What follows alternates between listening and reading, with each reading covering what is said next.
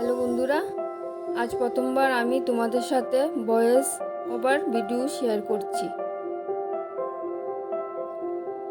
তোমরা সবাই কেমন আছো? আশা করি ভালো আছো। আমি এই রেসিপিটা শর্টে ছাড়তে ভেবেছিলাম, এটা বড় হয়ে গেছে, তাই বড় ভিডিওতে শেয়ার করে নিলাম। ঝিঙে দিয়ে মুসুর ডালটা কীভাবে রান্না করলাম দেখো, তোমরা একদিন ট্রাই করে দেখবে, আমার কাছে খুব ভালো লাগছে। এখন তোমরা ভিডিওটা দেখো, ভালো লাগলে লাইক কমেন্ট শেয়ার করবে।